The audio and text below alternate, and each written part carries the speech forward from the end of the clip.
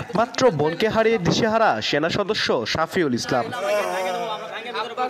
সন্তান প্রসবের ব্যথা উঠলে শনিবার বেলা 11টায় রোকসানা আক্তার নামে এক প্রসূতিকে বগুড়া শহরের জলসিতলার একটি বেসরকারি হাসপাতালে নেওয়া হয়। স্বজনদের অভিযোগ, রোকসানার অবস্থা খারাপ থাকলেও কোনো চিকিৎসক দেখতে আসেননি। কর্তব্যরত নার্স কয়েকবার ব্যথানাশক ইঞ্জেকশন দেন। প্রায় 12 ঘন্টা পর রাত 11টার দিকে চিকিৎসক হাসপাতালে এসে রোগীর অবস্থা গুরুতর দেখে অন্যত্র নেওয়ার পরামর্শ দেন। সে অনুযায়ী স্বজনরা তাকে বগুড়া শহীদ জিয়াউর রহমান মেডিকেল কলেজ হাসপাতালে নিলে কর্তব্যরত চিকিৎসক গর্ভের সন্তান সহ রোকসানাকে মৃত ঘোষণা করেন। এ ঘটনায় স্বজনেরা বিক্ষুব্ধ হয়ে বেসরকারি ওই হাসপাতালে ভাঙচুর চালান। তবে এরই মধ্যে পালিয়ে যায় হাসপাতাল কর্তৃপক্ষ ও চিকিৎসক। ওনারা বলছে যে ইমিডিয়েট নিয়ে আসেন, যেহেতু পেন উঠছে ইমিডিয়েট নিয়ে আসেন, আমরা সিজার করে দিব। অথচ সেই 11টার থেকে রাত্রে 11টা হয়ে গেছে। রাত্রি 11টায় আলতা করার পরে ওনারা দেখছে যে বাচ্চা মারা গেছে।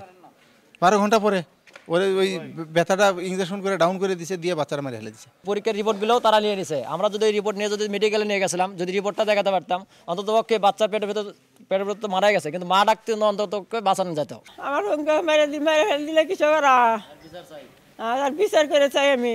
পুলিশ বলছে জেলা প্রশাসন ও স্বাস্থ্য বিভাগের সঙ্গে সমন্বয় করে আইনি ব্যবস্থা নেওয়া হবে। আমরা জেলা প্রশাসক স্যার এবং সিভিল সার্জন মহোদয় স্যার এবং আমাদের ঊর্ধ্বতন কর্তৃপক্ষকে অবগত করে আমরা সম্মিলিতভাবে যেটি আইনগত যে প্রক্রিয়াটি হয় আমরা গ্রহণ করব। রোকসানা আক্তার বগুড়া সারিয়াকান্দির মথুরাপাড়া গ্রামের রুবেল হোসেনের স্ত্রী। আব্দুল আউয়াল, সময় সংবাদ, বগুড়া।